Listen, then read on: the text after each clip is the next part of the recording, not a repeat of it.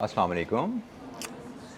अच्छा जी, हमारी आज की पहली क्लास कैफ 5।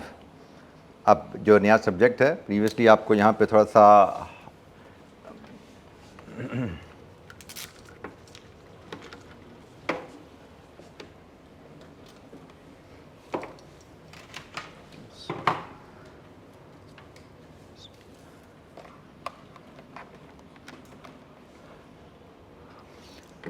थोड़ा सा मैंने चीज़ें ग्रे एरिया में डाल दी।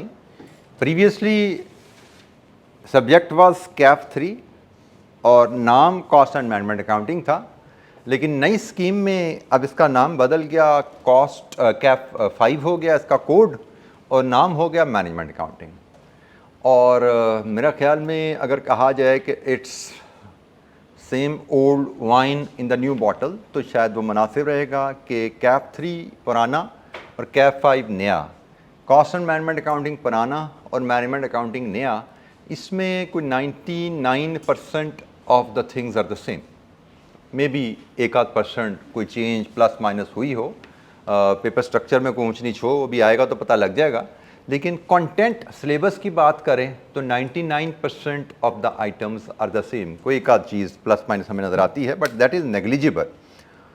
तो इसका मतलब ये सब्जेक्ट कोई नया नहीं है। हाँ, सिर्फ हुआ क्या है कि सब्जेक्ट का लेवल थोड़ा सा कैफ ग्रुप ए से ग्रुप बी में इसका शिफ्ट कर दिया गया है। तो हिस्ट्री अगर हम डिस्कस करें ना, basically cost and management accounting, तो सब्जेक्ट तो अभी भी हमने इसमें कॉस्ट अकाउंटिंग भी पढ़नी है, मैनेजमेंट अकाउंटिंग भी पढ़नी है, नाम जो मर्जी रख दें इसका, हमने इसमें कॉस्ट अकाउंटिंग भी पढ़नी है, मैनेजमेंट अकाउंटिंग भी पढ़नी है।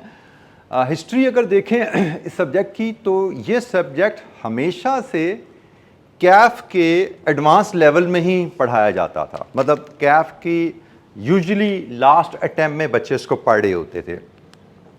जैसे मैं कुछ आज से 12-14 साल पुरानी स्कीम की बात करूं, जहां पे हमारा जो कैफ पीआरसी आजकल के हिसाब से प्लस कैफ जो था ना, ये मिला के हमारे A plus B plus C plus D 4 groups में डिवाइडेड होता था। अभी तो जैसे आपका पीआरसी है, कैफ ग्रुप ए है, कैफ ग्रुप बी है, 3 लेवल समझ लेना। तो आज से कोई 12-14 साल पहले चले जाओ तो ये सब्जेक्ट्स हमारे 4 लेवल में डिवाइडेड होते थे। तो उस ज़माने में भी कॉस्ट का सब्जेक्ट CMA कह लीजिए, MA कह लीजिए, या उस ज़माने में CA कहा जाता था इसको, by whatever name you call it. CAF 8 में मुझे लगता है जब ये होता था तब ये कॉस्ट अकाउंटिंग कहलाता था। चीज़ें यही थी जो हम कैफ 3 में पढ़ते थे या कैफ 5 में पढ़ेंगे। नाम उस वक्त का कॉस्ट अकाउंटिंग होता था, मॉड्यूल डी में होता था।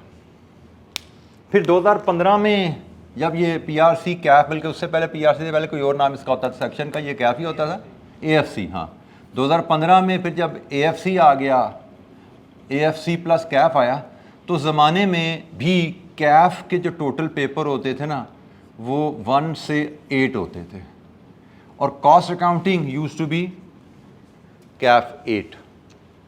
इसका नाम रखा गया था, यहाँ पे आके इसका नाम रख दिया गया था बल्कि कॉस्ट एंड मैनेजमेंट अकाउंटिंग। यहाँ पे इसका नाम रख गया था cost and management accounting. It used to be cost 8। अच्छा, उस वक्त इसका सिलेबस भी काफ़ी ज़्यादा होता था। इसमें कम से कम 4 चैप्टर ऐसे थे जो अभी है सिलेबस, इसके अलावा जो कि कैफ 8 में से निकाले गए, और उनको उस वक्त नई स्कीम 2022 में जब आई, ये 2015 की कहानी है, थोड़ी हिस्ट्री में बता रहा हूँ आपको ताकि ज़रा पता लग जाए प्लेसमेंट क्या है। 2015 के बाद जब 2022 में नई स्कीम आई, तो इसमें से पार्ट ऑफ कंटेंट्स कह लो या सिलेबस कह लो, वो शिफ्ट कर दिया गया उस ज़माने की कैफ 6 में, और रिमेनिंग को कैफ 3, कैफ 8 से कैफ 3 बना के बिल्कुल कैफ के शुरू में दे दिया गया। अब प्रॉब्लम क्या हुई, जिसकी वजह से कैफ 3 प्रीवियसली बच्चों को चैलेंजिंग लगता था। एक तो इस तरह चैलेंज की कहानी तो अपनी है, लेकिन जनरली कैफ 3 चैलेंजिंग बच्चों को क्यों लगता था कि ये सब्जेक्ट कहाँ पे ग्रुप डी में होता था हिस्टोरिकली। ग्रुप डी में मतलब बच्चा मैच्योर होता था, कैफ पढ़ते पढ़ते आखिरी अटैम्प्ट देने गया है तब कॉस्ट पढ़ता था। यहाँ पे था 2015 से लेकर 21-22 तक, तब भी आखिरी अटैम्प्ट में बच्चा कॉस्ट पढ़ रहा होता था। मतलब सबको पता है, पेपर बनाने वाले को भी पता है, बच्चे को पता है भाई आखिरी अटैम्प्ट है तो पेपर ज़रा टफ बनता है। अब हुआ क्या, यहाँ से यहाँ तक जब आया, अब यहाँ पे बच्चे की पहली अटैम्प्ट थी कैफ की, इधर तीसरी होती थी, इधर पहली थी। अब 1 साल का मैच्योरिटी में फ़र्क आ गया ना, पहली अटैम्प्ट दे रहे हो कैफ और तीसरी अटैम्प्ट दे रहे हो, 1 साल का फ़र्क होता है। तो ये 1 साल का फ़र्क, 1 साल पहले तो पेपर ले आए लेकिन उसका डिफ़िकल्टी लेवल नहीं छेड़ा गया। हाँ, कंटेंट 4 चैप्टर यहाँ से निकाले गए हैं, लेकिन वो 4 चैप्टर निकाले गए हैं, बाकी जो बच गए 16 चैप्टर उनकी कहानी को छेड़ा नहीं गया। असूल तो बनता था भाई उनकी डिफ़िकल्टी लेवल ज़रा अब कम कर दिया जाता, उनमें बहुत ज़्यादा मुश्किल सवाल ना पूछे जाते, लेकिन अनफॉर्चुनेटली ऐसा हुआ नहीं, क्योंकि हमारे पेपर सेटर को जब कहा गया अभी कॉस्ट का पेपर बनाना है तो उसको पास पेपर कौन से दिए गए देखने के लिए, ग्रुप डी के। कौन से दिए गए, कैफ 8 के। उसका ये कॉस्ट है, पहले ये पेपर आते थे, ये माजी के पेपर है, अब नया पेपर बना दो। शायद उसको ये एहसास ही नहीं दिलाया गया भाई पहले ये तीसरे सेमेस्टर में टेस्ट होता था, पहले सेमेस्टर में टेस्ट होने जा रहा है, इसका पेपर ज़रा रहा उस हिसाब से हल्का बनाना ज़रा। तो ऐसा हुआ नहीं, हमें यहाँ पे फुल उसी लेवल के पेपर, इसी लेवल के पेपर यहाँ पे आते रहे, जिसकी वजह से बहुत ज़्यादा चैलेंजिंग सब्जेक्ट जनरली रहा, बच्चों को बहुत ज़्यादा मेहनत करनी पड़ती रही इस सब्जेक्ट में। अब एक स्टेप कम अज़ कम उन्होंने आगे कर दिया, अब बच्चा पहले सेमेस्टर में नहीं पढ़ेगा कैफ में, कैफ 5 दूसरे सेमेस्टर में पढ़ेगा ग्रुप बी में जाके।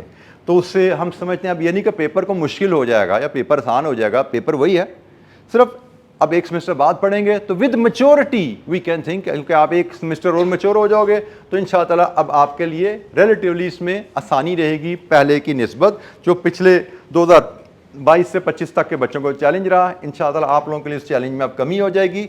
नॉट कि सिलेबस आसान हो गया, नॉट के कंटेंट्स आसान हो गए, ना कि पेपर आसान आएगा, बट आप मैच्योर हो जाओगे। आप अब 6 महीने के अटैम्प्ट के बाद इसको पढ़ने आओगे तो आपके लिए ये subject relatively with your maturity आसान रहेगा थोड़ा सा।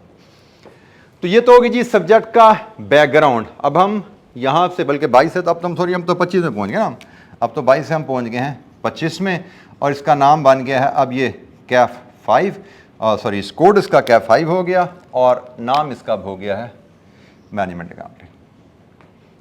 सिलेबस वही है जो मॉड्यूल डी में पढ़ते थे एज कॉस्ट अकाउंटिंग, सिलेबस वही है जो 2022 में हम as cost and management accounting पढ़े थे, अब वही हम एज मैनेजमेंट अकाउंटिंग कैफ 5 में पढ़ने जा रहे हैं, सेम सिलेबस। बीच में 2015 में कुछ चीज़ें ऐड हुई थी, इसमें इस सब्जेक्ट में कुछ चीज़ें ऐड हुई थी, लेकिन 2022 में वो वापस निकल गई। तो अल्टीमेटली ये सब्जेक्ट वही रह गया जो 2015 से पहले 12-13 में पढ़ा जाता था एज कॉस्ट अकाउंटिंग। तो हम वही सब्जेक्ट, वही सिलेबस अब हम पढ़ने जा रहे हैं under the heading and code management accounting Kaif 5। अच्छा जी, ये थोड़ा सा मेरा पर्सनल बैकग्राउंड, ताकि आपको पता हो कि हमने अगले कुछ 3-4 महीने हमने पढ़ना है, तो यू शुड नो मी। आप जैसे कुछ बच्चे तो गायबाना तो तारुफ सबके साथ होता ही, लेकिन मैं थोड़ा सा फेस टू फेस तारुफ भी हो जाए। मैंने बेटा 99 में अपना CA कंप्लीट किया था। अल्हम्दुलिल्लाह उस ज़माने में मैं शायद KPMG जो पाकिस्तान की टॉप 3 फर्म्स हैं उनमें से एक है, दुनिया की कहना चाहिए बल्कि टॉप 3 फर्म उनमें से एक है, पाकिस्तान की भी टॉप 3, दुनिया की भी टॉप 3। तो वहाँ से मैंने अपनी ट्रेनिंग 99 में कंप्लीट की थी, और 99 में ही मैंने विद इन ट्रेनिंग अपना चार्टर्ड अकाउंटेंसी के सारे एग्ज़ाम्स क्लियर किए थे। और विद इन ट्रेनिंग तो अभी माशाल्लाह बहुत से बच्चे करते हैं, मेरे कितने ही स्टूडेंट्स हैं जो विद इन ट्रेनिंग अल्हम्दुलिल्लाह क्वालिफाई करते हैं। लेकिन मेरी जो क्वालिफ़िकेशन का एक अहम फ़ीचर था कि I never failed in CA exam, मैं किसी CA एग्ज़ाम में कभी भी फेल नहीं हुआ, सारे एग्ज़ाम अल्हम्दुलिल्लाह मैंने फ़र्स्ट अटेम्प्ट में अपने पास किए। और उस ज़माने में CA के एग्ज़ाम्स काफ़ी ज़्यादा चैलेंजिंग होते थे, और चैलेंजेस उनके बड़े अजीबोगरीब और डिफरेंट होते थे, लेकिन जस्ट टू लिस्ट फ्यू जो हमारे ज़माने में CA के चैलेंजेस होते थे। हमारे पास कोई CA की किताबें नहीं होती थी, हमें रेफरेंस बुक्स, को इंडियन ऑथर, को ब्रिटिश ऑथर, को अमेरिकन ऑथर की इतनी मोटी एक सब्जेक्ट के लिए इतनी 4-4, 5-5 किताबें पढ़नी पड़ती थी, वहाँ से हमें सब्जेक्ट तैयार करने पड़ते थे। हमारे पास कोई पास पेपर्स और उनके ICAP के suggested solution, examiner comments, marking scheme available नहीं होती थी। हमारे पास कोई ICAP का स्पेसिमन पेपर, ग्रिड्स, मार्किंग के उसके कितने क्वेश्चन होंगे, कोई स्ट्रक्चर फिक्स नहीं होता था। ना सिलेबस डिफाइंड होता था प्रिसाइजली, ना एग्जामिनर उन सिलेबस को फॉलो कर रहा होता था, और टीचर्स कॉलेजेस नापैद थे उस ज़माने में। और सबसे अहम बात, हमें ये ही नहीं पता होता था 100 में से कितने नंबर लेके पास होंगे। मतलब हमें पासिंग क्राइटेरिया ही नहीं पता होता था। हमें सिखाया जाता था कि भाई पढ़ो, बहुत ज़्यादा पढ़ो, और पेपर में जो बेस्ट करके आ सकते हो कर आ जाओ, और फिर दुआ करो अल्लाह ताला से, अल्लाह ताला पास कर दे। और दावे भी देते ना, वो पता है 100 में से 50 लेके पास है, तो पेपर दिया बंदे को पता होता है 55 आने हैं कि 45 आने हैं, पास होंगे फेल होंगे, डर रही हो या पता कुछ ना कुछ अंदाज़ा होता है। हमें पता ही नहीं होता था, बस पेपर दे आओ और फिर पता नहीं कितने नंबर पे पास होते हैं, हम पता नहीं पास होते हैं कि नहीं होते। तो ये सूरत हाल थी। तो उस ज़माने में अल्हम्दुलिल्लाह मैंने बग़ैर फेलियर के ये सीए के एग्ज़ाम सारे इन चैलेंजेस के बावजूद किए थे। 99 में सीए के बाद मैंने 5 साल एक इंडस्ट्री में एज हेड ऑफ़ फाइनेंस काम किया। एक मल्टीनेशनल कंपनी थी जिनका हेड ऑफ़िस यूके में था, तो उनके साथ मैंने 5 साल काम किया, और इसके साथ ही मैं फिर कुछ टीचिंग में एंगेज हो गया था 2002 से ही। और लेटर ऑन फिर मैंने एजुकेशन सेक्टर और सीए प्रैक्टिस को साथ साथ लेके चला। तो फ़िलहाल जो मेरी मसरूफियत है राइस के साथ टीचिंग में मैं एंगेज हूँ, और ये है मेरा सब्जेक्ट पोर्टफोलियो नई स्कीम के मुताबिक। और दूसरा, मैं एक सीए फर्म जो पाकिस्तान की टॉप 10 फर्म में आती है, रहमान सरफराज रहीम इकबाल रफ़ीक, उसमें एज पार्टनर काम कर रहा हूँ जी। ठीक है जी। तो ये मेरा स्टेटस हो गया जी करंटली।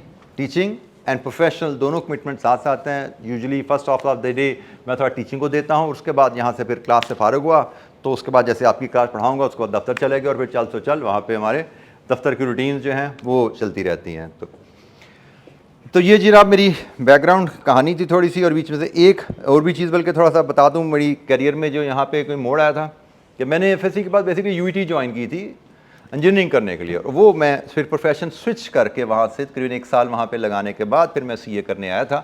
तो ये भी उस ज़माने में लोगों को अजीब बात लगती होती थी कि इंजीनियरिंग यूनिवर्सिटी में उस ज़माने में, अब तो पता नहीं कितने लोग उसको फैसिनेट करते हैं, लेकिन उस ज़माने में या एफएससी कर रहे हैं तो इंजीनियरिंग यूनिवर्सिटी जाना चाहते हैं, या आप मेडिकल में हैं तो आप किसी केई या किसी मेडिकल कॉलेज में जाना चाहते थे। तो ड्रीम यूनिवर्सिटीज़ होती थी, ड्रीम इंस्टीट्यूशन होते थे ये 2।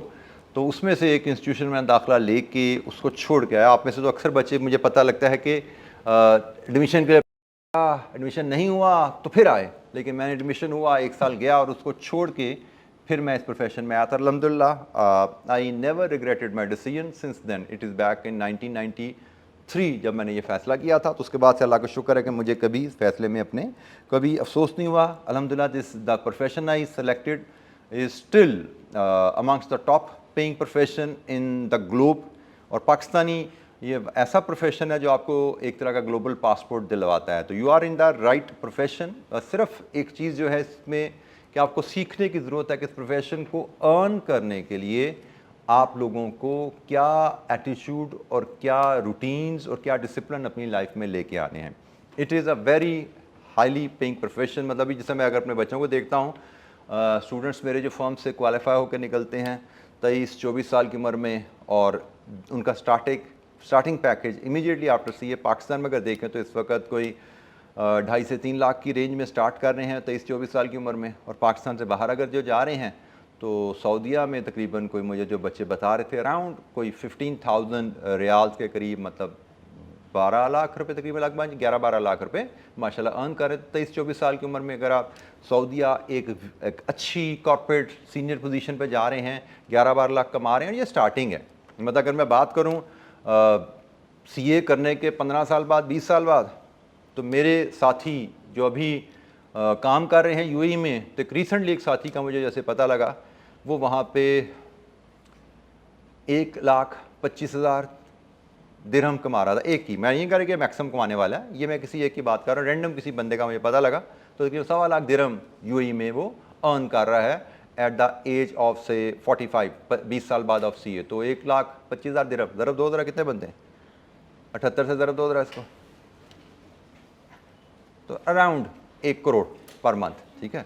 तो ये अर्निंग पोटेंशियल है इस प्रोफेशन का, जो कि यूजुअली आपको कोई और जॉब इतना पोटेंशियल अर्न करने का नहीं देती। तो it's a very good, very rewarding profession, जो कि हम कहते हैं कि एक लाइफ चेंजिंग प्रोफेशन होता है। बस बात सिर्फ यह है कि आप इसको सही अंदाज में समझ सको और इसको ले के चल सको। अच्छा, ये हमारा जो अंदाज़ होगा पढ़ाई का, हम यहाँ से शुरू कर रहे हैं। यहाँ पे हम कोशिश करेंगे कोर्स ख़त्म करने की। राइस में वीकली टेस्ट आप लोगों के इंशाअल्लाह हुआ करेंगे, नेक्स्ट वीक से शुरू हो जाएंगे, आपको उनका कैलेंडर में मिल जाएगा, उसके मुताबिक टेस्ट होंगे। और हम कोशिश कर रहे हैं पिछले 2-3 सेमेस्टर से अभी तक तो काफ़ी हद तक कामयाब है, उम्मीद है इसको इंशाअल्लाह आगे मज़ीद स्ट्रेंथन करेंगे। हम तकरीबन 3rd वीक ऑफ जनवरी से मल्टीपल चैप्टर के रिवीजन टेस्ट सीरीज़ स्टार्ट करेंगे, जिसमें आपको पूरे सिलेबस के रिवीजन का मौका मिलेगा और मॉक पे फिर ये सीरीज़ जाके ख़त्म होती है। यूजुअली इसमें हम 2-2, 3-3 चैप्टर मिला के टेस्ट लेते हैं और फिर हम हाफ बुक टेस्ट भी लेते हैं और देन फाइनली मॉक पे तकरीबन 3rd वीक ऑफ फरवरी में मॉक लेके हम ये सीरीज़ को ख़त्म करते हैं। 1 महीने की ये टेस्ट सीरीज़ भी इंशाअल्लाह आपको प्रोवाइड की जाएगी। तो जो बच्चा इस प्लान के मुताबिक टूटी फूटी कोशिश करता रहेगा, इंशाअल्लाह वो कुछ ना कुछ तैयारी के उस लेवल पे पहुंच जाएगा जहां पे उसके लिए फाइनल एग्ज़ाम पास करना आसान रहेगा। अच्छा, कैफ 5 में सिलेबस चेंज मैंने आपको बता दिया। पिछली स्कीम में कैफ 3 से कोई चेंज नहीं है। मैं एक चीज़ बेटा, मैं थोड़ा तो जो आपकी आगे बातें आएंगी, लेकिन मैं शुरू में यहाँ पे उस पर एम्फसिस थोड़ा सा कर दूँ, क्योंकि हो सकता है आप लोगों ने कैफ 3 के बारे में अभी रिसेंट अटैम्प्ट से कुछ कहानियाँ सुनी हों। सुनी है कुछ? क्या सुनी है? कि बड़ा टफ पेपर था, अनएक्सपेक्टेड पेपर था। अच्छा बेटा, अभी आपसे पहले मैं ना उन बच्चों से डील कर रहा जो पेपर दे के आए हैं। BIA की हम बिजनेस इंसाइट्स एंड एनालिसिस की क्लास थी हमारी, पुराना जो कैफ 6 हमारा होता था, तो उसमें उन बच्चों से मैं डिस्कस कर रहा था यही कि पेपर दिया तो क्या रहा, तो एग्जैक्टली यही सवाल थे कि चैलेंजिंग थे। मैंने कहा अच्छा क्या चैलेंज है सर? पहला सवाल पढ़ा, उफ तोते उड़ गए। दूसरा पढ़ा तो जो रही सही कसर थी वो भी निकल गई। मैंने कहा 2 पढ़ लिए, छोड़ दो, समझो 2 नहीं करने। कितने नंबर के थे? 15 नंबर के। मैं कहा बाकी 85 की बात करो, 15 को छोड़ दो, बाकी 85 की बात करो। वो कैसे थे? तो वो तो बड़े आसान थे। तो मैंने कहा उनकी बात क्यों नहीं करते? पहले उनकी बात करो जो आसान थे। ये ह्यूमन साइकी है हमारी। मतलब मुझे अभी भी याद है कि किसी बच्चे से कोई पूछना ना कि यार फलाना पेपर कैसा हुआ, तो वो आखिरी सवाल का पार्ट डी जो 4 नंबर का था ना, वो नहीं समझ आया। और भाई पहले जो 96 उनकी तो बात कर लो, तो आखिरी जो 4 नंबर उस पर क्यों पहुँच गए हो? तो जो आती है, जो पेपर आता है, जो कंसेप्ट आते हैं, उनकी बात क्यों नहीं करते? यही प्रॉब्लम बच्चों के साथ है। दे ऑल एग्री कि वो 2 सवाल ही थे जो मुश्किल थे 15 नंबर के। तो मैथमेटिक्स का पेपर होता है, ये तो सारा मैथमेटिक्स है, कोई लिखना तो है नहीं, सारे मैथमेटिक्स के सवाल हल करने हैं। ये ऐसे पेपर है कि अगर आप 60 का पेपर अटैम्प्ट करो और ठीक किया तो 60 में से 60 आएंगे। मैथ में तो ऐसा ही होता है ना, 70 का करो, ठीक करो, 70 में से 70 आएंगे। तो 50 नंबर लेने हैं भाई 100 में से। तो मैंने तो 50s में पेपर करके बच्चे पास होते देखे हैं, 60s में करके आसानी से पास हो जाते हैं। तो अगर आपको 15 नहीं आते तो टेंशन ये नहीं है कि 15 नहीं आते, फिक्र करो जो 85 आते हैं उसकी। जो 85 आते हैं ना, वो पेपर में हम लिख पाएँ, पेपर में प्रेजेंट कर पाएँ, एग्जामिनर को कम्युनिकेट कर पाएँ हमें 85 आता है। तो 85 अगर हमें आता है, हम बता पाएँ एग्जामिनर को, तो 85 में से तो भाई 85 भी आ सकते हैं। चलो छोड़ दो, गलतियाँ होंगी, कुछ नहीं आता होगा, 5 number, 10 number, 15 number, 20 number, 25 number, 30 number गलत भी कर दोगे ना 85 में, फिर भी 55 आ जाते हैं। मैं नहीं कह रहा कि हमने तैयारी 85 की करनी है, तैयारी हम 100 की करके जाते हैं, लेकिन हम 100 की तैयारी करते इसलिए है कि एग्जामिनर ने कहीं ना कहीं हमें पकड़ना होता है, कहीं ना कहीं हमें फंसाना होता है। तो हमारा टारगेट होता है हम तैयारी 100 की कर रहे हैं, लेकिन हम तैयार हैं इस चीज़ के लिए कि एग्जामिनेशन में हमें कहीं एग्जामिनर फंसाएगा, 1 सवाल 2 सवाल में कहीं फंसाएगा, कोई टेंशन नहीं लेनी भाई। हमें 100 की तैयारी की भी है, हमें 80-85 कर लिया हमने, तो इंशाअल्लाह दिक्कत कोई नहीं। मैं अपनी बात करूँ, हम जब जाते थे तो हमारे ज़माने में सिलेबस इतना डिफाइंड, जैसे मैंने कहा, होता नहीं था, पेपर स्ट्रक्चर डिफाइंड होता नहीं था।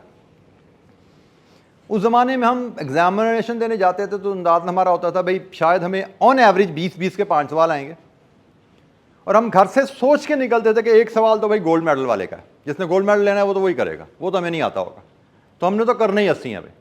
तो हमें वो 1 सवाल पहले नंबर पे मिल जाए, दूसरे में मिल जाए, तीसरे में मिल जाए, हमें परेशानी नहीं होती थी। हमें पता था इस सवाल को तो साइड पे कर दो, बाकियों पे तवज्जो करो। तो हम आराम से 3 घंटे में 70, 75, 80 का पेपर करते थे और निकल आते थे, कोई दिक्कत नहीं होती थी। CMA में भी हमेशा से ऐसा ही होता था, 2 सवाल टफ होते थे, लेकिन वो 2 सवाल कौन से होते थे? एक 5वां होता था, एक 8वां होता था। तो पहला, दूसरा, तीसरा, चौथा कर लेते थे आप, तो पाँचवा मुश्किल आता था, टेंशन नहीं होती, तो कोई बात नहीं, एक ही मुश्किल है ना, 4 हमने कर लिए, आराम से आगे निकल जाते थे। छठा किया, 7वां किया, 8वां किया, 8वां मुश्किल आ गया, कोई बात नहीं, 9वां तो रहता है ना, 9वां कर लिया, आराम से 7 सवाल हो गए, 2 में हाथ पैर मार लेंगे, टाइम मिलेगा तो टेंशन नहीं होती थी। अब एग्जामिनर ने क्या किया, वो जो 2 सवाल मुश्किल होते थे ना, उसने 5वां और 8वां वो उठा के डाल दिए पहले और दूसरे पे। अब आपने पेपर पढ़ना शुरू किया, पहला सवाल समझ नहीं आया, दूसरा सवाल समझ नहीं आया, तो आपको लगा सारा पेपर ही ऐसे। वहीं पे ही अक्सर बच्चे मोरल दिल छोड़ जाते हैं। तो बेटा जो सीखने की बात है, जो मैं बताना चाह रहा था कि एग्जामिनेशन में पास होने के लिए आप लोग सारे यहाँ पे इकट्ठे हुए हो कि भाई इंशाअल्लाह हमने यहाँ पे क्लास पढ़नी है और अल्टीमेटली हमने ये पेपर पास करना है कैफ आई का। तो पेपर पास करने के लिए सिर्फ नॉलेज काफ़ी नहीं होता, पेपर्स पास करने के लिए नॉलेज के साथ साथ एग्जामिनेशन में 3 घंटे 15 मिनट में क्या सोचना है और कैसे सोचना है, अपने आप को कैसे स्ट्रांग रख के चलना है, वो भी चाहिए होता है। तो एग्ज़ाम टेक्निक्स भी बहुत ज़रूरी होती हैं, तो हम उस पर भी इंशाअल्लाह बहुत ज़्यादा बातें करेंगे। आज तो मैं शायद उस पर तवज्जो ना ज़्यादा दे सकूं, लेकिन जैसे जैसे आगे चलेंगे, जब हम टेस्टों की बात करेंगे, प्रैक्टिस क्वेश्चन की बात करेंगे, तो वहाँ पे मैं आपको बहुत ज़्यादा एग्ज़ाम टेक्निक्स पे तवज्जो दिलाऊंगा, क्योंकि उसके बगैर पेपर पास नहीं होता। जैसे मैं इसकी एक मिसाल के तौर पे आपको एक किस्सा क्या है, एक कॉमन एग्जांपल है दे दूं। आप में से भी शायद किसी ने एक्सपीरियंस ना किया हो, लेकिन क्योंकि अभी आप बेसिक लेवल पे हो, बहुत ज़्यादा पढ़ाई आपने की नहीं, या शायद अगर किसी ने किया हो तो शेयर करना। ऐसा मैंने दसियों दफ़ा कमेंट सुना हुआ है बच्चों से, हॉस्टल में रहते हैं, इकट्ठे पढ़ते हैं, अक्सर बच्चे एक सब्जेक्ट एक बच्चे को अच्छा आता है, दूसरे को नहीं आता, तो एक दूसरे को पढ़ा देता है। बड़ी अच्छी प्रैक्टिस है, एक दूसरे की मदद करते हैं। मैं भी खुद ग्रुप स्टडी में पढ़ता था, हम ऐसे ही करते थे, एक सब्जेक्ट मैं अपने दोस्त को पढ़ाता था, एक सब्जेक्ट वो मुझे पढ़ाता था, जो उसका अच्छा था वो मुझे पढ़ा देता था, जो मेरा अच्छा था मैं पढ़ाता था। ये कमेंट मैंने रिपीटेडली सुना हुआ है कि सर देखें आए कि आपने बड़ी ज़्यादती की, वो दोस्त को सारा मैंने पढ़ाया था, वो पास हो गया, मैं फेल हो गया। अब देखें ना, आता तो मुझे ज़्यादा था ना, तो फेल मैं हो गया हूँ, उसको मैंने पढ़ाया था, वो पास हो गया। अब यहाँ से जो बात समझने की है कि सिर्फ सब्जेक्ट का आना ही काफ़ी नहीं होता, सब्जेक्ट को एग्ज़ाम में पेपर पे कैसे ट्रांसफ़र करते हो नॉलेज अपना, दैट इज़ मोर इम्पॉर्टेंट। अक्सर बच्चे जो पढ़ाने वाले बच्चे होते हैं वो फेल हो रहे होते हैं, जो पढ़ने वाले बच्चे होते हैं, जिसको पढ़ाया गया है, पढ़ाने वाले ने जिसको पढ़ाया है, वो पास हो रहा होता है। फ़र्क सिर्फ यह है कि जो पढ़ा रहा है बच्चा, उसका नॉलेज तो है, लेकिन एग्जामिनेशन के प्रेशर में वो नॉलेज पेपर पे सही ट्रांसफ़र नहीं कर पाया। जैसे पढ़ाने वाला बच्चा अगर पहले 2 क्वेश्चन में कंफ्यूज हो गया और परेशान हो गया और उस पर सारा टाइम लगा दिया तो वो तो गया। लेकिन जिस बच्चे को पढ़ाया गया उसको आता तो कम है, लेकिन उसको ये पता यार जो नई सवाल आता है उसमें मट्टी डालो, वो सवाल ढूंढो जो आते हैं। तो अगर उसने इस चीज़ पे अमल कर लिया तो उसने पहले 2 सवाल पे मट्टी डाली, उसने अगले 7 सवाल कर लिए, तो वो तो पास हो जाएगा। लेकिन जिसके पास नॉलेज है वो अगले 7 सवाल ज़्यादा अच्छे कर सकता था दूसरे की निस्बत, लेकिन वो अगले 7 सवालों पे जा ही नहीं सका डर के मारे कि भाई पहले 2 सवाल तो कर लें पहले, फिर तीसरा चौथा करेंगे। तो ये फ़र्क होता है टेक्निक्स का, और इसलिए अगर आपने एग्ज़ाम टेक्निक्स पे पेपर को कैसे हैंडल करना है उस पर तवज्जो ना दी तो दिक्कत हो जाती है। तो बहरहाल ये हर न्यूमेरिकल पेपर में ऐसा ही होता है, आपको सिर्फ नॉलेज काफ़ी नहीं है, एग्जाम टेक्निक्स में आनी चाहिए, न्यूमेरिकल बल्कि थ्योरी में भी। आगे इंशाअल्लाह आओगे तो थ्योरी पे भी बात करेंगे, BIA में जब आएंगे इंशाअल्लाह तो वहाँ पे थ्योरी भी हमारे पास सिलेबस कैसा होती है। तो इन शॉर्ट फिलहाल हम आगे चलने से पहले, ऑल्दो सिलेबस में कोई चेंज नहीं है, लेकिन मैं समझता हूँ कि ये पेपर हमारे लिए अब आसान होने वाला है ड्यू टू योर मैच्योरिटी, और इंशाअल्लाह इसका रिजल्ट पहले भी बहुत बुरा नहीं था, मज़ीद इंप्रूव होने वाला है। अच्छा, इस सब्जेक्ट का थोड़ा बैकग्राउंड डिस्कस करें, ये सब्जेक्ट है क्या। ये कॉस्ट एंड मैनेजमेंट अकाउंटिंग या अब मैनेजमेंट अकाउंटिंग आने जा रहा है। जैसे मैंने कहा इसके अंदर पढ़नी हमने दोनों चीज़ें, हमने कॉस्ट भी पढ़नी है, हमने मैनेजमेंट भी पढ़नी है। सब्जेक्ट ये 2 ही हैं, टॉपिक्स 2 ही हैं, लेकिन फ़िलहाल नाम इसका हमने बदल दिया, बट कोई बात नहीं। हम शुरू करते हैं अकाउंटिंग की डिफरेंट ब्रांचेस जो हम पढ़ते हैं उनसे तारुफ लेते हुए। पहली ब्रांच, सबसे अहम ब्रांच और सबसे बड़ी ब्रांच जो CA के नॉलेज में हम पढ़ते हैं वो फाइनेंशियल अकाउंटिंग है। फाइनेंशियल अकाउंटिंग के आप अपने सिलेबस में ओवरऑल CA के दौरान मल्टीपल सब्जेक्ट पढ़ते हो। जैसे स्टार्ट हो जाती पढ़ाई आपकी PRC से, इंट्रोडक्शन टू अकाउंटिंग, फिर आप नई स्कीम में आ जाओ तो कैफ 1 में क्या नाम उसका, फाइनेंशियल रिपोर्टिंग। उसके बाद आ जाओ कैफ 6 में कॉर्पोरेट रिपोर्टिंग। उसके बाद चले जाओ आप CFAP में, वहाँ पे advance accounting AFRS financial reporting and what ever it is, वो वहाँ पे चला जाओ। फिर उसके बाद अब मज़ीद चले जाओ तो शायद अब जो केस स्टडी आएगी, आप लोगों को पता है अब सिलेबस में केस स्टडी भी आ चुकी है, तो वहाँ पे भी यकीनन फाइनेंशियल रिपोर्टिंग आपको यकीनन टेस्ट की जाएगी। तो कम से कम 5 सब्जेक्ट्स आप सेफली कह सकते हो जहाँ पे आपको ये फाइनेंशियल अकाउंटिंग का सब्जेक्ट पढ़ाया जाता है, क्योंकि मेन हमारी जो एरिया है, कोर एरिया चार्टर्ड अकाउंटेंट्स का, वो फाइनेंशियल अकाउंटिंग है। कॉस्ट एंड मैनेजमेंट अकाउंटिंग हमारा कोर एरिया नहीं है। प्रीवियसली 2017 तक ये सब्जेक्ट हम 2 लेवल पे पढ़ते थे, एक कैफ में कॉस्ट एंड मैनेजमेंट अकाउंटिंग और एक सीफैप में मैनेजमेंट अकाउंटिंग। लेकिन 2017 में आईकैप ने सीफैप से मैनेजमेंट अकाउंटिंग को ख़त्म कर दिया। अब कॉस्ट एंड मैनेजमेंट अकाउंटिंग आपको सिर्फ एक ही सब्जेक्ट यहाँ पे कैफ 5 में पढ़ाया जाएगा। फाइनेंशियल अकाउंटिंग 5 जगह पढ़नी है आपने, लेकिन कॉस्ट एंड मैनेजमेंट अकाउंटिंग सिर्फ एक जगह कैफ 5 में पढ़नी है आपने। इसके ना पहले आपको पढ़ाएगी ना बाद में पढ़ाई जाएगी आपको, ठीक है। तो इसलिए हम थोड़ा बैकग्राउंड्स का समझ लें कि कॉस्ट एंड मैनेजमेंट अकाउंटिंग और फाइनेंशियल अकाउंटिंग में फ़र्क क्या है। फाइनेंशियल अकाउंटिंग जैसे आप पढ़ के आए हो, इसमें हम क्या सीखते हैं, बिजनेस ट्रांजैक्शंस को सिंपल ज़बान में बात करें तो रिकॉर्ड करना, और रिकॉर्ड करके उनके रिजल्ट्स को समराइज करना in the shape of financial statement. अब रिकॉर्डिंग में हम क्लासिफिकेशन भी कर रहे हैं, उनको ग्रुपिंग भी कर रहे हैं, उनको अप्रोप्रिएट लेजर अकाउंट में पोस्ट भी कर रहे हैं, वो सारी कहानी अपनी जगह। लेकिन अल्टीमेटली बॉटम लाइन क्या है, बिजनेस ट्रांजैक्शंस को रिकॉर्ड करना और उनके रिजल्ट्स को फाइनेंशियल स्टेटमेंट की सूरत में समराइज करना। फाइनेंशियल स्टेटमेंट कौन कौन सी होती हैं, profit and loss, statement of financial position, cash flows, changes in equity and notes, ठीक है जी। ये हमारे 5 हमारे कंपोनेंट्स होते हैं फाइनेंशियल स्टेटमेंट्स के। तो फाइनेंशियल अकाउंटिंग में हम बिजनेस ट्रांजैक्शन को रिकॉर्ड करना और इन 5 स्टेटमेंट्स में समराइज करके प्रेजेंट करना, ये फाइनेंशियल अकाउंटिंग में सीखते हैं। लेकिन हमारा एरिया कैफ 5 है भाई, जिसमें हमने पढ़ना है कॉस्ट अकाउंटिंग और जिसमें हमने पढ़ना है मैनेजमेंट अकाउंटिंग। हमने ये दोनों अकाउंटिंग की जो ब्रांचेज हैं ये हमने कैफ 5 में कवर करनी है। नाम जैसे मैंने कहा सिर्फ मैनेजमेंट अकाउंटिंग हो गया, बट इससे फ़र्क नहीं पड़ता, ब्रांचेज हमने दोनों पढ़नी है। कॉस्ट अकाउंटिंग जो हमारी ब्रांच है उसमें हम क्या देखेंगे और ये क्यों ज़रूरी है, and how is it different from financial accounting. Financial accounting for example, आप एक फर्नीचर वर्कशॉप चलाते हो जिसमें आप ये डेस्क, ये डाइस, वो कुर्सियां बना के बेचते हो।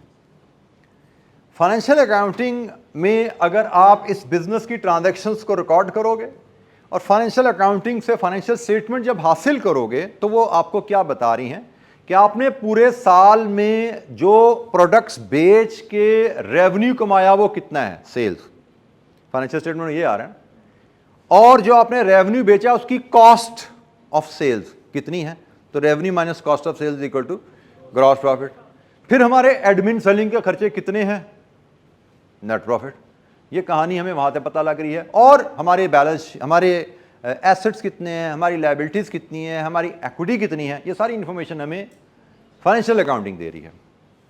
लेकिन बहुत अहम इंफॉर्मेशन जो फाइनेंशियल अकाउंटिंग हमें नहीं दे पाती कि हमने पूरे साल में 5000 डेस्क बेचे, 10,000 डाइस बेची, 20,000 कुर्सियां बेची, उन सब को बेच के रेवेन्यू कितना आया वो तो पता लग गया जनाब 5 करोड़ है, लेकिन एक डेस्क बनाने पे खर्चा कितना आया, cost per unit of desk कितनी है, cost per unit of chair कितनी है, cost per unit of dice कितनी है, इसका रिकॉर्ड फाइनेंशियल अकाउंटिंग हमें नहीं देती। इससे भी रिफाइन करो, जनवरी के महीने में डेस्क कितने का बनता था हमारा, मार्च के महीने में डेस्क कितने का बनता था, जुलाई में ये डाइस कितने का हमें पड़ रहा था, दिसंबर में ये कुर्सी कितने की बनी, ऐसा कोई डाटा हमारे पास नहीं है। हमने कंपनी ए को 2000 डेस्क का ऑर्डर सप्लाई किया था, वो 2000 डेस्क का ऑर्डर जो बेचा हमने वो बना कितने का था, उस 2000 डेस्क के ऑर्डर में हमें प्रॉफिट कितना हुआ ये नहीं पता हमें। तो इन शॉर्ट फाइनेंशियल अकाउंटिंग हमें ऑर्गेनाइजेशन के ओवरऑल परफॉर्मेंस के बारे में तो इंफॉर्मेशन देती है, लेकिन एक बहुत अहम इंफॉर्मेशन जो हमें चाहिए होती है बिजनेस करने के लिए, that is cost per unit, cost for the order, वो नहीं देती हमें। कॉस्ट अकाउंटिंग इस काम में हमारी मदद करती है। है ये भी अकाउंटिंग ही, इसमें भी रिकॉर्ड ही मेंटेन किए जाएंगे। जिस तरह फाइनेंशियल अकाउंटिंग में रिकॉर्ड मेंटेन किए जाते हैं, लेजर बनाए जाते हैं, इधर भी लेजर ही बनाए जाएंगे अल्टीमेटली, सीखेंगे हम जाके। लेकिन मकसद फ़र्क होता है। फाइनेंशियल अकाउंटिंग लेजर्स बनाने का मकसद होता है फाइनेंशियल स्टेटमेंट बनाना, लेकिन यहाँ पे लेजर बनाने का मकसद होगा कॉस्ट पर यूनिट मेजर करना, कि जो प्रोडक्ट्स हम बना के बेचते हैं उनकी कॉस्ट का हमें पता लग सके। कॉस्ट जानना जरूरी क्यों होता है? There can be many reasons, लेकिन मैं सिर्फ 2 रीजंस आपको बता देता हूं। एक प्रोडक्ट की कॉस्ट पता होगी तो ही प्राइस सेट कर पाओगे ना। कॉस्ट जाने बगैर प्राइस कैसे फिक्स करोगे अपनी प्रोडक्ट की? दूसरा, हमने सिर्फ प्रोडक्ट बना के बेचनी नहीं होती, हमने प्रोडक्ट बनाते हुए इस चीज का भी ख्याल रखना है कि चीज प्रोडक्ट हम कम से कम कॉस्ट में बनाएं। ऐसा ही है ना भाई, जितनी कम कॉस्ट में प्रोडक्ट बनेगी हमारा प्रॉफिट उतना ही ज्यादा हो जाएगा। तो हमने सिर्फ प्रोडक्ट बनानी नहीं है, हमने प्रोडक्ट की कॉस्ट को कंट्रोल भी करना होता है। तो हमें कॉस्ट पर यूनिट का डाटा चाहिए, एक तो प्राइस रखने के लिए, दूसरा कॉस्ट को कंट्रोल करने के लिए। मैंने अभी थोड़ी देर पहले बात की थी, जनवरी में डेस्क कितने का बना था, फरवरी में कितने का बन रहा है। कहीं फरवरी में कॉस्ट जनवरी से ज्यादा तो नहीं होगी? अगर ज्यादा होगी है तो क्यों ज्यादा हुई है भाई? क्या मटेरियल महंगा खरीद लिया? कोई लेबर की तनख्वाह बढ़ गई है? क्या हुआ? क्या क्यों ज्यादा होगी? कोई वेस्ट तो नहीं ज्यादा होगी? तो भाई पता लगे ताकि उस वजह को कंट्रोल करे। फरवरी में कॉस्ट ज्यादा हुई तो मार्च में वापस को नीचे लेके आए। तो हमें कॉस्ट पर यूनिट का हिसाब रखेंगे तो ही हम अपने बिजनेस को बेहतर अंदाज से चला पाएंगे। सो बिजनेस को, प्रॉफिटेबिलिटी को बढ़ाने के लिए, बिजनेस की परफॉर्मेंस को एनहेंस करने के लिए कॉस्ट अकाउंटिंग एक अहम ब्रांच है, जिसमें प्राइमरली सीखते हैं कॉस्ट पर यूनिट कैसे मेजर की जाती है। जो प्रोडक्ट हम एक बना रहे हैं या मल्टीपल बना रहे हैं, उनकी कॉस्ट का रिकॉर्ड कैसे रखा जाए कि हमें पता लग जाए ये प्रोडक्ट जो बनाई, ये जो डाइस बनाया, ये कितने का बना। तो ये हमने सीखना है कॉस्ट अकाउंटिंग में। अब हम इसकी बुकिश डेफिनेशन भी पढ़ लें। It is a branch of accounting that keeps track of company's cost in such a manner that it enables company to determine cost of product it produces। बात तो यहीं पे ख़त्म हो जाती है, लेकिन अगर कोई सर्विस ऑर्गेनाइजेशन है तो कॉस्ट ऑफ सर्विस आ जाएगी। अगर किसी प्रोसेस की कॉस्ट जाननी है तो भी कॉस्ट अकाउंटिंग से पता लग जाएगा। तो हम बात ख़त्म यहीं पे कर सकते हैं। ये उसकी फर्दर एक्सप्लेनेशन आ गई है कि भाई सर्विस या प्रोसेस की कॉस्ट भी जाननी है तो भी कॉस्ट अकाउंटिंग हमें बताएगी, क्योंकि सर्विस ऑर्गेनाइजेशन है वो प्रोडक्ट नहीं बनाती। जैसे मैं एक सीए फर्म में काम करता हूँ तो मैं तो प्रोडक्ट नहीं बनाता, मैं तो सर्विसेज देता हूँ, से ऑडिट सर्विस। तो मैं तो जानना चाहूँगा, मैंने कंपनी ए का ऑडिट किया, मेरा कंपनी ए के ऑडिट की कॉस्ट क्या आई। मैंने कंपनी बी का ऑडिट किया, मेरे कंपनी बी के ऑडिट करने में मेरी कॉस्ट क्या आई। जब मैं सर्विस की कॉस्ट जानने में इंटरेस्टेड हूँ, जैसे डेस्क कितने के पड़ा, कुर्सी कितने की पड़ी, प्रोडक्ट की कॉस्ट। इसी तरह कुछ ऑर्गेनाइजेशन प्रोसेसेस रन करती हैं, इसमें बाद में बात करेंगे। फिलहाल प्रोडक्ट एंड सर्विस के रेफरेंस से ये चीज़ को मैंने क्लियर कर दिया। कॉस्ट अकाउंटिंग जी, किसी बच्चे के दिन में सवाल, फाइनेंशियल अकाउंटिंग क्या है, कॉस्ट अकाउंटिंग क्या है, और दूसरा जो हमारा टॉपिक इस सब्जेक्ट में क्या में पढ़ना है, दैट इज मैनेजमेंट अकाउंटिंग। अच्छा, अब इंटरेस्टिंग बात यह है, अकाउंटिंग से हमारे जहन में जो चीज़ आती है ना, वो डेबिट क्रेडिट आता है। तो फाइनेंशियल अकाउंटिंग डेबिट क्रेडिट पे ही अल्टीमेटली कहानी ख़त्म होती है।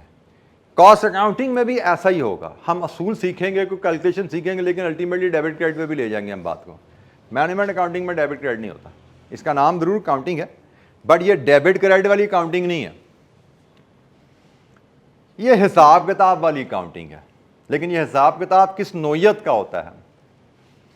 मैनेजमेंट अकाउंटिंग में हम ऐसे टूल सीखते हैं, ऐसे टेक्निक्स सीखते हैं जिनकी मदद से मैनेजमेंट अपने जो day to day business decisions होते हैं उनमें हेल्प लेती है। कारोबार में कारोबारी फैसले करने पड़ते हैं आपको, उन फैसलों को करने के लिए आपको कुछ डाटा, कुछ कैलकुलेशंस, कुछ वैल्यूज चाहिए होती हैं। तो कारोबारी फैसले करने के लिए जो डाटा, जो वैल्यूज, जो इंफॉर्मेशन चाहिए वो आपको मैनेजमेंट अकाउंटिंग से मिलती है। फॉर एग्जांपल,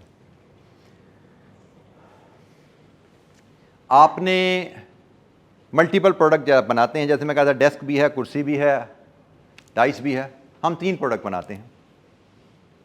अब हमारे पास डाइस 20,000 डाइस का ऑर्डर आ गया। अब क्या ऑर्गेनाइजेशंस की प्रोडक्शन कैपेसिटी अनलिमिटेड होती है, जितने मर्जी प्रोडक्ट बना लो आप? Answer is no. हर ऑर्गेनाइजेशन की बिजनेस की कैपेसिटी, काम करने की अहलियत लिमिटेड है। जैसे हम एक क्लासरूम की बात करें, भाई बच्चे एडमिशन लेने आ रहे हैं तो इस क्लासरूम में बेशक 500 बच्चों को एडमिशन कर दें हम, लिमिटेड है भाई, इसमें 100 सवा 100 बच्चा बैठ सकता है, तो बस इससे ज़्यादा एडमिशन यहाँ नहीं लिए जा सकते भाई। इसी तरह एक 10 मरले की प्रोडक्शन की फैक्ट्री है और एक 10 कनाल की प्रोडक्शन की फैक्ट्री है, बनाते एक ही चीज़ है, लेकिन 10 मरले की जो फैक्ट्री है उसमें साल के 1000 यूनिट बनते हैं, लेकिन 10 कनाल की फैक्ट्री है वहाँ पे में भी साल के 1 लाख यूनिट्स बनते हैं। तो हर बिजनेस की अपनी कैपेसिटी होती है। तो मैंने जैसे कहा कि हमें ये डाइस का ऑर्डर आ गया, 50,000 डाइस। अब मुझे फैसला करना है क्या मुझे ये 50,000 डाइस का ऑर्डर लेना है कि नहीं करना। मैंने हिसाब लगाया अपना, मैंने कहा यार अगर मैं 50,000 डाइस का ऑर्डर लूँगा तो मैं ये डेस्कों के ऑर्डर पूरे नहीं कर सकूँगा, मुझे 10,000 डेस्क अपने कस्टमर को ना करनी पड़ेगी।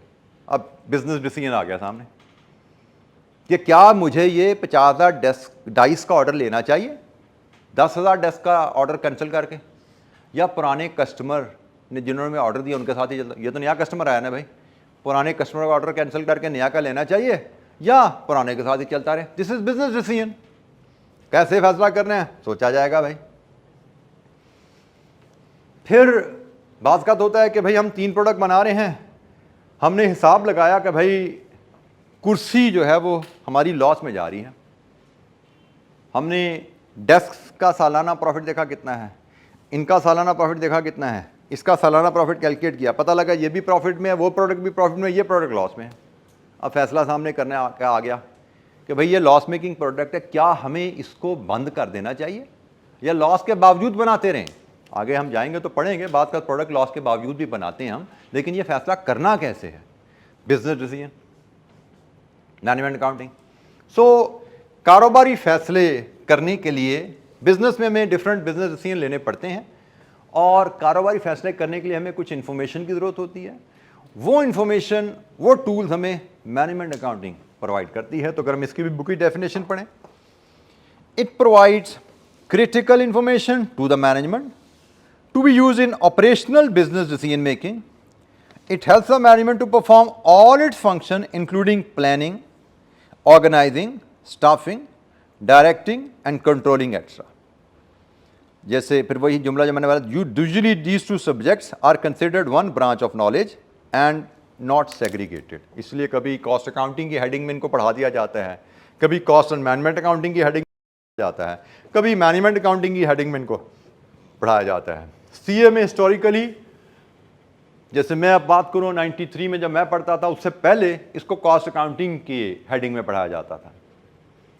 एसीसीए की बात करूं तो वहां पे इसको शायद 2002 से तो मैं एसीसीए को जानता हूं, जब से टीचिंग में आया हूं, एसीसीए में इसको मैनेजमेंट अकाउंटिंग के नाम से पढ़ाया जाता था। आईकैप ने इसका 2015 में आकर नाम कॉस्ट एंड मैनेजमेंट अकाउंटिंग रख दिया, एसीसीए में मैनेजमेंट अकाउंटिंग ही चलता रहा। आईकैप ने इसका नाम अब आके 2025 में मैनेजमेंट अकाउंटिंग रख दिया। अच्छा, इंटरेस्टिंगली आईकैप में 2015 में कॉस्ट अकाउंटिंग था इसका नाम, या 14 में कह लीजिए, कैफ लेवल पे, लेकिन सीफैब लेवल पे इसका नाम मैनेजमेंट अकाउंटिंग था। मैंने भी शायद आपसे जिक्र किया था ना कि सीफैब लेवल पे भी इसको पढ़ाया जाता था। तो कैफ लेवल पे इसका नाम कॉस्ट अकाउंटिंग था, सीफैब लेवल पे इसका नाम मैनेजमेंट अकाउंटिंग था। फिर वहाँ पे मैनेजमेंट अकाउंटिंग ख़त्म किया तो कैफ लेवल पे इसका नाम कॉस्ट एंड मैनेजमेंट अकाउंटिंग कर दिया गया। बहरहाल अब ये इसका नाम मैनेजमेंट अकाउंटिंग है, सब्जेक्ट वही है, नाम बदलने से कोई फ़र्क नहीं पड़ता। जी any question, cost and management accounting, sorry financial accounting क्या है और कॉस्ट एंड मैनेजमेंट अकाउंटिंग क्या है, यहाँ तक कोई बात भाई? अभी हम सिर्फ बैकग्राउंड डिस्कस कर रहे हैं, सब्जेक्ट में उन्हें पढ़ना क्या है। इस सब्जेक्ट की थोड़ी सी एक और मैं नेचर बता दूं बेटा कि ये लॉजिकल मैथ है basically. Cost and management accounting या मैनेजमेंट अकाउंटिंग अब नए नाम के मुताबिक, ये सारे का सारा subject more less logical math पे बेस्ड है। इसमें यकीनन हम असूल भी पढ़े होंगे, कुछ फॉर्मेट्स भी सीखेंगे, लेकिन बॉटम लाइन अगर कहें तो ये मैथमेटिक्स का एक जो आपने चीज़ें क्यूएम में सीखी हुई हैं, उन्हीं फंक्शंस को थोड़ा सा मॉडिफाई करके मैथमेटिक्स के अंदाज में ही ये पेपर पढ़ा जाता है। तो अगर आप इसको लॉजिकल मैथ समझ के चलेंगे तो ये पेपर आपके लिए आसान रहेगा। कभी भी इस पेपर को पढ़ने के लिए फाइनेंशियल अकाउंटिंग के असूल लगाने की कोशिश ना कीजिएगा, क्योंकि फाइनेंशियल अकाउंटिंग लॉजिकल मैथमेटिक्स नहीं है। मैथमेटिक्स वहाँ पे भी होता है, डेबिट क्रेडिट वहाँ पे भी किया जाते हैं, प्लस माइनस वहाँ पे भी होता है, लेकिन वहाँ पे अकाउंटिंग स्टैंडर्ड्स के मुताबिक किया जाता है। वहाँ पे हमें अकाउंटिंग स्टैंडर्ड ने फ्रेमवर्क और फॉर्मेट्स दिए होते हैं जिनके मुताबिक हम काम कर रहे होते हैं। यहाँ पे ऐसी बात नहीं होती, यहाँ पे दिमाग से ज़्यादातर चीज़ें हल की जाती हैं। असूल यहाँ पे भी पढ़ेंगे, लेकिन उनकी एप्लीकेशन के लिए दिमाग का इस्तेमाल काफ़ी ज़्यादा किया जाएगा as compare to financial accounting, जहाँ पे मेमोरी आपकी ज़्यादा काम करेगी, यहाँ पे आपकी लॉजिकल थिंकिंग ज़्यादा काम करती है। तो ये फ़र्क आपने ज़हन में रखने हैं कि जिस तरह आप अकाउंटिंग पढ़ रहे हो, चाहो ये सब्जेक्ट भी उसी तरह पढ़ने से समझ आएगा, नहीं, इस सब्जेक्ट की अप्रोच फाइनेंशियल अकाउंटिंग के मुकाबले में एंटायरली डिफरेंट रहेगी। ये जहन में रखना है बेटा आपने। जब तक आप इसको अलहदा नेचर के सब्जेक्ट के तौर पे नहीं पकड़ोगे, नहीं समझोगे, आपको इसमें चैलेंज आएगा। अगर आपने समझा कि मैंने इसको फाइनेंशियल अकाउंटिंग की तरह पढ़ना है तो आप फंस जाओगे। आपको इसको एक डिफरेंट सब्जेक्ट के तौर पे पढ़ना है। आपने कॉपी पेस्ट फाइनेंशियल अकाउंटिंग के तरीके यहाँ पे नहीं लगाने। अच्छा, ये कुछ मज़ीद डिफरेंसेस हैं जो हमने हाईलाइट किए हैं कि डिफरेंट एस्पेक्ट से मज़ीद हम जो डिफरेंशिएशन कर सकते हैं मैनेजमेंट अकाउंटिंग में और फाइनेंशियल अकाउंटिंग में। इंफॉर्मेशन मेनली प्रोड्यूस फॉर, मतलब हम जो इंफॉर्मेशन बनाते हैं फाइनेंशियल अकाउंटिंग में, मैनेजमेंट अकाउंटिंग में, वो किसके लिए बनाते हैं? तो भाई फाइनेंशियल अकाउंटिंग में तो आपको पता है ये एक्सटर्नल यूज़र के लिए बनती है। फाइनेंशियल स्टेटमेंट शेयर होल्डर हैं, क्रेडिटर्स हैं, लेंडर्स हैं, ऐसा ही है ना। तो फाइनेंशियल स्टेटमेंट तो बनती है उनके लिए, लेकिन मैनेजमेंट अकाउंटिंग जो इन्फॉर्मेशन है वो बनती है इंटरनल यूज़र के लिए, मतलब एम्प्लॉयज़ के लिए, मैनेजर्स के लिए, डायरेक्टर्स के लिए, जो ऑर्गेनाइजेशन के अंदर के लोग हैं उनके लिए बनती है। इसका बाहर के लोगों से कोई ताल्लुक नहीं होता। ये बनती ही बाहर के लोगों के लिए प्राइमरली, और ये उन लोगों के लिए जो ऑर्गेनाइजेशन में काम कर रहे हैं, क्योंकि उन्होंने बिजनेस डिसीजन लेने हैं ना, उनके लिए इंफॉर्मेशन मान रही है। कॉस्ट पर यूनिट कितनी है ये किसी शेयर होल्डर को जानने की जरूरत नहीं है। शेयर होल्डर को तो प्रॉफिट से करता है, वो फाइनेंशियल स्टेटमेंट से मिल जाता है। कॉस्ट पर यूनिट कितनी है ये मैनेजर को जानने की जरूरत है ताकि प्रोडक्ट की प्राइस फिक्स कर सके। कॉस्ट पर यूनिट कितनी है ये मैनेजर को जानने की जरूरत है, वो ताकि वो कॉस्ट को कंट्रोल करने की कोशिश करे, उसको कम से कम करने की कोशिश करे। इसका शेयर होल्डर से, इसका बैंक से कोई ताल्लुक नहीं है। बैंक को, शेयर होल्डर को प्रॉफिट की फिक्र मिल जाए, कंपनी ने कमाया कितना पिछले साल में, वो काफी है। सो इंटरनल पर्पज क्या होता है फाइनेंशियल अकाउंटिंग, पहले हम इसको देख रहे हैं ताकि, क्योंकि इससे आप ज्यादा फेमिलियर हैं। To record financial performance and position in a period. Financial performance हमें पीएनएल से मिल जाता है प्राइमरली, और फाइनेंशियल पोजीशन हमें स्टेटमेंट ऑफ फाइनेंशियल पोजीशन से मिल जाती है। हम अकाउंटिंग, फाइनेंशियल अकाउंटिंग में चीज़ों को ऐसे रिकॉर्ड करते हैं कि हमें पीरियड एंड पे फाइनेंशियल परफॉर्मेंस और पोजीशन मिल जाए। लेकिन कॉस्ट अकाउंटिंग में हम चीज़ों को कैसे रिकॉर्ड करते हैं, मैनेजमेंट अकाउंटिंग में चीज़ों को कैसे रिकॉर्ड करते हैं, ताकि हमें प्लानिंग, कंट्रोल और डिसीजन मेकिंग में मदद मिले। बिजनेस चलाने के दौरान बिजनेस प्लानिंग हमने करनी है, उसके लिए कॉस्ट अकाउंटिंग इंफॉर्मेशन हमें मिलेगी। हमें बिजनेस में कॉस्ट को कंट्रोल करना है, हमने बिजनेस में डिसीजन लेने हैं, तो मैनेजमेंट अकाउंटिंग हमें इंफॉर्मेशन देती है इन कामों के लिए। फाइनेंशियल अकाउंटिंग इंफॉर्मेशन देती है इन कामों के लिए। लीगल रिक्वायरमेंट, मैनेजमेंट अकाउंटिंग कोई लीगल रिक्वायरमेंट नहीं है भाई। मैनेजमेंट का दिल चाहे, अच्छा काम करना चाहते हैं तो मैनेजमेंट अकाउंटिंग कर लो, काम अच्छा नहीं करना तो मैनेजमेंट अकाउंटिंग ना करो भाई। हैपहैज़र्ड सिक्के उछाल के फैसले करने हैं, फाल निकलवा के फैसले करने हैं, प्रोडक्ट ए बनाए बी बनाए, फाल निकाल लो, ऐसे करना काम तो कर लो भाई। लेकिन अगर अच्छे तरीके से प्रॉफिट कमाने के लिए फैसले करने हैं तो आपको ये इंफॉर्मेशन मैनेजमेंट अकाउंटिंग की चाहिए। लेकिन फाइनेंशियल अकाउंटिंग के लिए हमें पता है कि अक्सर लिमिटेड कंपनी का तो कंपलसरी है ना लीगल रिक्वायरमेंट, लेकिन हम कहते हैं कि बड़े बिजनेस के लिए तो कंपलसरी है, लीगल रिक्वायरमेंट है फाइनेंशियल अकाउंटिंग करना। छोटे बिजनेस एट लिबर्टी होते हैं, लेकिन अल्टीमेटली उनको भी फाइनली जब टैक्स रिटर्न डालनी पड़ती है तो अकाउंटिंग तो उनको भी करनी पड़ती है। तो हम कह सकते हैं कि छोटे बिजनेस के लिए तो रिकॉर्डिंग फाइनेंशियल अकाउंटिंग कंपलसरी हो जाती है, छोटा है बड़ा है, लेकिन ये किसी के लिए कंपलसरी नहीं है। फॉर्मेट्स फाइनेंशियल अकाउंटिंग के हमें मिलेंगे international financial reporting standard IFRS, सुना हुआ ना। हमें मिलेंगे फॉर्मेट कॉर्पोरेट लॉ से, कंपनीज एक्ट से, कि बैलेंस शीट में क्या क्या दिखाना है, स्टेटमेंट ऑफ फाइनेंशियल पोजीशन में क्या क्या दिखाना है, P&L में क्या क्या दिखाना है, कैश फ्लो में क्या क्या दिखाना है। तो फॉर्मेट्स स्टैंडर्डाइज्ड होते हैं, या स्टैंडर्ड्स IFRS की मदद से या कंपनीज एक्ट की मदद से। लेकिन यहाँ पे नो सेट फॉर्मेट, इधर फॉर्मेट स्टैंडर्डाइज क्यों रखे जाते हैं? क्योंकि एक रिपोर्ट ए लिमिटेड में बनती है, वो स्टेट बैंक में भी जानी है, वो SCCP में भी जानी है, वो इंटरनेशनली यूनिवर्सिटियों में भी पढ़ाई जानी है। तो इसलिए स्टैंडर्ड फॉर्मेट, स्टैंडर्ड रखा जाता है फॉर्मेट, ताकि सबको पढ़ने में आसानी रहे। यहाँ पे मैंने बनानी है, मेरे साथ वाले डेस्क वाले ने पढ़नी है, मेरे बॉस ने पढ़नी है, मेरे कुलीग्स ने पढ़नी है, इसलिए फॉर्मेट स्टैंडर्ड नहीं रखा था चाहता। जो मुझे मेरी कंपनी को स्टैंडर्ड सूटेबल लगता है वो फॉर्मेट हम बना देते हैं। यहाँ पे स्टैंडर्ड फॉर्मेट हर कंपनी का अपना डिफरेंट हो सकता है, इधर ऐसा नहीं है, ग्लोबली सिमिलर फॉर्मेट इस्तेमाल किए जाते हैं। Nature of the information, management accounting में फाइनेंशियल नॉन फाइनेंशियल दोनों इंफॉर्मेशन है। फाइनेंशियल की बात करते हैं जब हम, तो फाइनेंशियल से मुराद वैल्यू रुपीज, नॉन फाइनेंशियल से मुराद जिसमें रुपीज की बात नहीं हो रही। फॉर एग्जांपल फाइनेंशियल अकाउंटिंग में हम देखते हैं हमारी सेल्स की फिगर कितनी है, वैल्यूज रुपीज होते हैं, हमारी कॉस्ट ऑफ सेल कितनी है, रुपीज होते हैं। लेकिन कॉस्ट अकाउंटिंग में आ जाओ तो मैं जब बात कर रहा हूं ये एक डेस्क की कॉस्ट कितनी है, तो भाई वो कॉस्ट कैलकुलेट करने के लिए मुझे देखना पड़ेगा इस डेस्क में लकड़ी कितने फुट लगी इनटू रेट क्या था, इस डेस्क में पाइप कितने फुट लगा इनटू रेट क्या था, इस डेस्क में कपड़ा कितने फुट लगा इनटू रेट क्या था। अब लकड़ी कितने फुट लगी, this is not a financial information, this is non financial. Into rate rupees में वो फाइनेंशियल है। पाइप कितने फुट लगा, non financial. Into rupees rate, financial information. तो मैंने कॉस्ट अकाउंटिंग के लिए जब इस डेस्क की कॉस्ट का रिकॉर्ड रखना है तो उसमें फाइनेंशियल इंफॉर्मेशन भी चाहिए, नॉन फाइनेंशियल भी चाहिए। लेकिन फाइनेंशियल अकाउंटिंग की जब आप बात करते हैं तो यहां पे मोस्टली फाइनेंशियल इंफॉर्मेशन होती है। अच्छा, ये तो फाइनेंशियल नॉन फाइनेंशियल क्लियर हो गया, ये मोस्टली फाइनेंशियल का क्या मतलब हुआ भाई? इसको कोई बच्चा बता सकेगा, इसको एलैबोरेट कर सकेगा? मोस्टली फाइनेंशियल से क्या मुराद?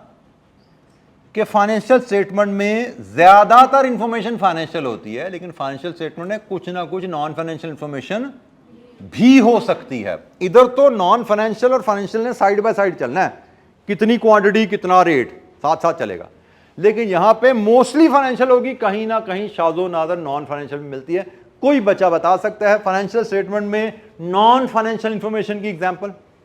कभी कोई फाइनेंशियल स्टेटमेंट देखी है? Good. Depreciation, anything which is expressed in value rupees is financial. तो डेप्रिसिएशन रुपीज में आ रही है ना, तो हम उसको फाइनेंशियल इंफॉर्मेशन में ही कंसिडर करेंगे। अभी मैंने आपको मिसाल में दिया क्वांटिटी, लकड़ी, पाइप, कपड़ा, कितने फुट लगा, कितने मीटर लगा, ठीक, ये नॉन फाइनेंशियल है। तो फाइनेंशियल स्टेटमेंट में नॉन फाइनेंशियल इंफॉर्मेशन की मिसाल, हाँ जी, फाइनेंशियल स्टेटमेंट देखी है, दावा कर दिया, तो उसमें तो कुछ याद भी है? सोच के बताओ, सोचो सोचो।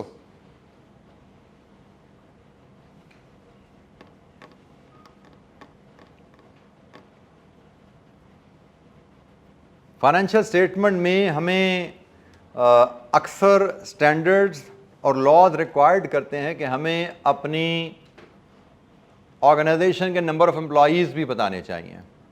सुनिए बात कभी है नहीं सुनिए, चलो, नंबर ऑफ एम्प्लॉयज़ कि ऑर्गेनाइजेशन में कितने लोग काम करते रहे पिछले साल, जिसकी फाइनेंशियल स्टेटमेंट बनाई है आपने, जैसे जून 2025 को आपका साल खत्म हुआ, तो पिछले साल आपके पास कितने एम्प्लॉयज़ काम करते थे। अब नंबर ऑफ एम्प्लॉयज़ जो है ये नॉन फाइनेंशियल इंफॉर्मेशन है। इसी तरह हमें कुछ रिक्वायरमेंट हमारी होती है प्रोडक्शन कैपेसिटी के ऊपर, एक्चुअल प्रोडक्शन के ऊपर, कि भाई हमारी फैक्ट्री की प्रोडक्शन कैपेसिटी कितनी है, ये भी बतानी है फाइनेंशियल स्टेटमेंट में। हमारी एक्चुअल प्रोडक्शन हमने कितनी बनाई हमने पिछले साल, ये भी फाइनेंशियल स्टेटमेंट में बतानी। अब ये यूनिट्स है ना, नॉन फाइनेंशियल इंफॉर्मेशन, ये सुना कभी?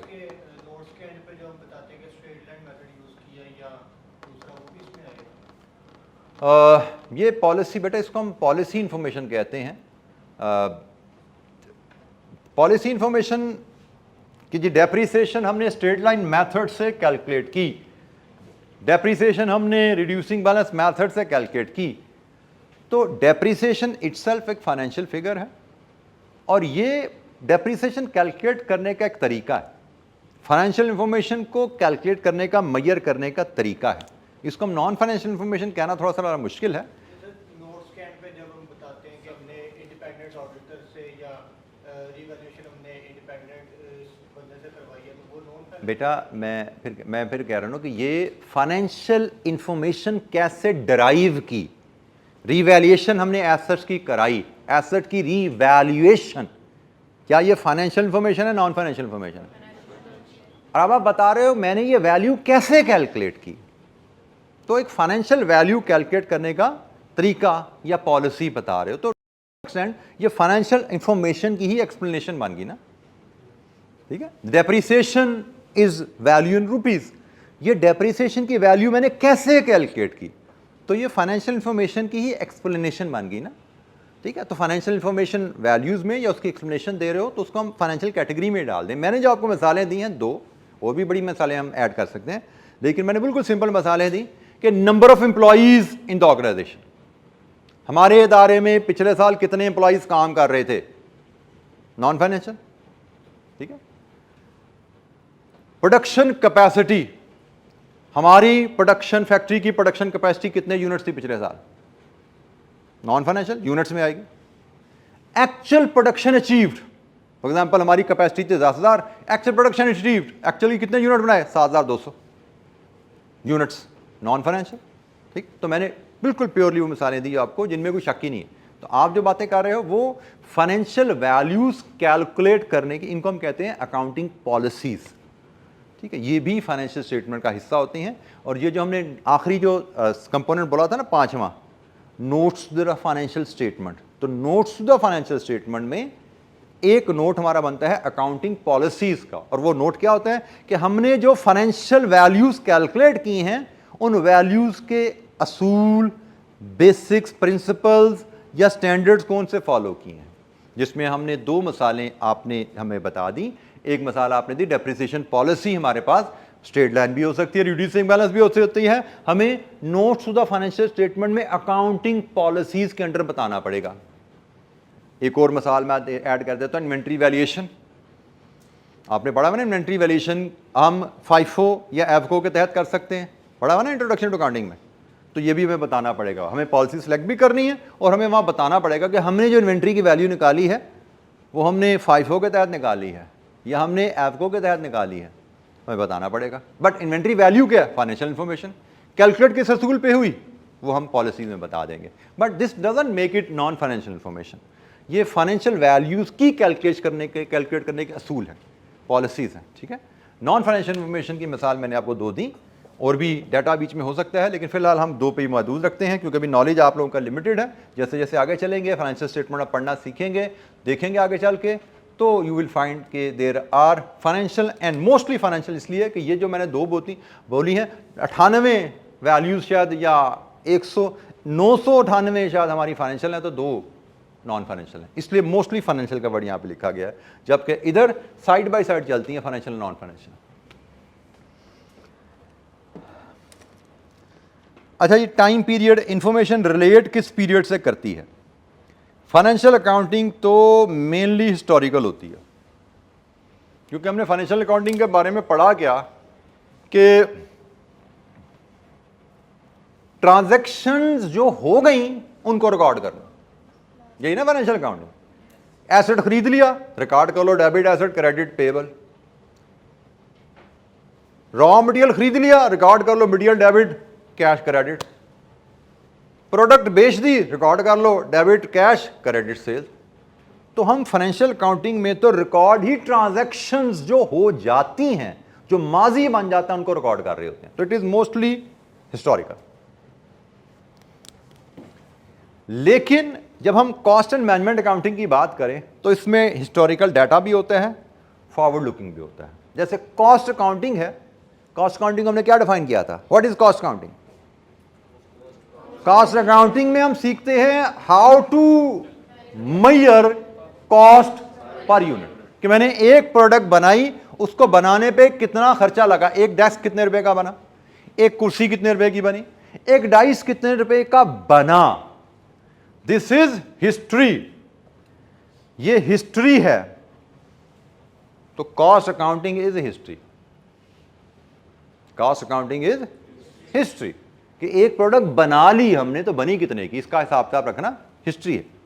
लेकिन मैनेजमेंट अकाउंटिंग की बात करो तो भाई मुझे क्या नया ऑर्डर एक्सेप्ट करना चाहिए डाइस का, this is not history, this is forward looking.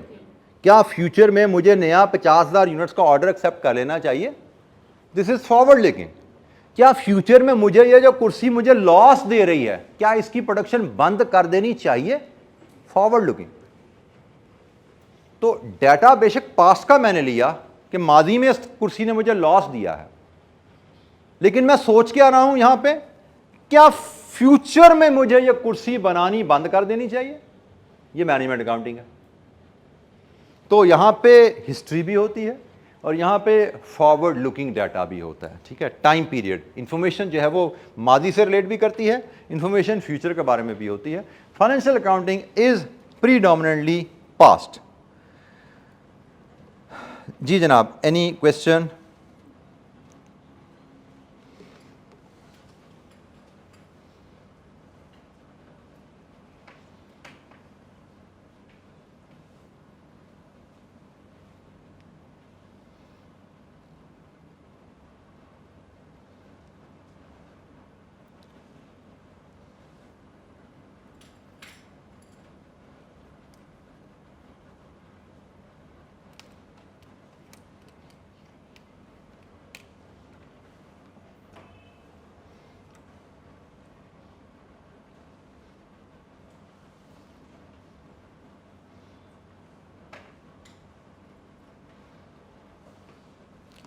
जी बेटा, कोई सवाल?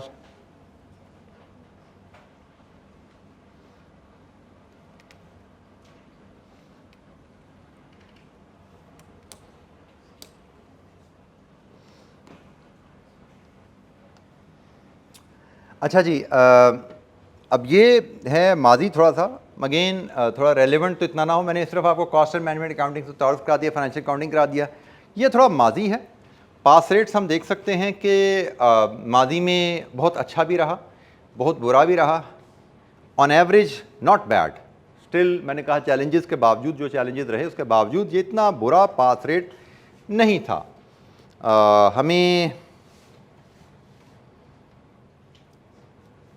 हम कहते हैं जो 40% का रेट होता है ना, अराउंड 40%, प्रोफेशनल एजुकेशन में वो एक अच्छा पास रेट समझा जाता है। 30 में जो पास रेट होता है वो एवरेज समझा जाता है, जो 40 को टच कर जाए वो अच्छा होता है, और अबव 50 तो एक्सेलेंट आउटस्टैंडिंग समझा जाता है। तो यहाँ पे हम देखते हैं हमारा एवरेज 39 आ रहा है, विच इज़ नॉट बैड। ये हम कह सकते हैं कि अच्छा पास रेट उसके करीब है। बट फिलहाल तो हम कह सकते हैं हमारे लिए इतना रेलिवेंट इतना शायद ना हो, नॉट मच रेलिवेंट मैंने लिखा। मुझे लगता है हमारा पास रेट कैफ 5 में आने के बाद शायद कैफ 3 के मुकाबले में थोड़ा बेहतर होने की उम्मीद है, क्योंकि same syllabus with maturity student should expect इंशाअल्लाह कि हम इससे बेहतर पास रेट ले सकें। पेपर स्ट्रक्चर अगेन मैं कहूँगा अभी नया हमारे पास अवेलेबल नहीं है, ये पुराना है और मेरा ख्याल है ये रेलेवेंट नहीं है, इसलिए let's not discuss this paper structure. अब हमारा पेपर स्पेसिमन पेपर आई कैप हमें देगा तो वहाँ से हमें पता लगेगा कि पेपर स्ट्रक्चर हमारा क्या होने वाला है। पेपर सिलेबस का एनालिसिस हम देखें तो भाई वो एनालिसिस तो इसी तरह है जैसे ही हमारे सामने आ रहे हैं। हमारे सिलेबस के 3 ही हिस्से हैं, इसमें कोई चेंज नहीं है। 1, 2, 3 ABC 3 हिस्से हमारे सिलेबस के हैं, और इन 3 हिस्सों में ही हमारे सिलेबस को नई स्कीम में भी डिवाइड रखा गया है, वेटेज भी सेम है। तो ये एक तरह का हमें सिर्फ गाइडेंस जो यहाँ से जो मिलती है इस एनालिसिस से, कौन से चैप्टर हमारे लिए अहम होने वाले हैं, कौन से ज़्यादा अहम है, कौन से कम अहम है। और दूसरी अहम बात कि हमारा कोई भी टॉपिक ऐसा नहीं है जो टेस्ट कभी ना हो रहा हो।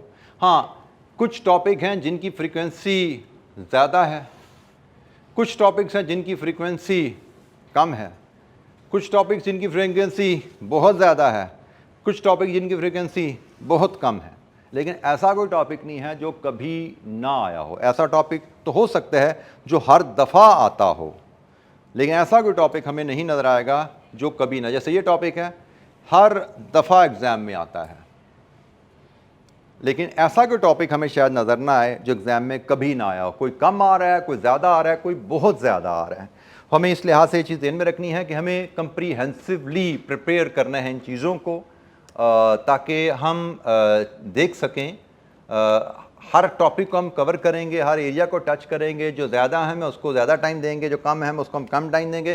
क्लासरूम में भी टाइम हमारा इसी तरह डिस्ट्रीब्यूट होगा और आपको घर पे भी ऐसे ही इनकी तैयारी पे काम करना है।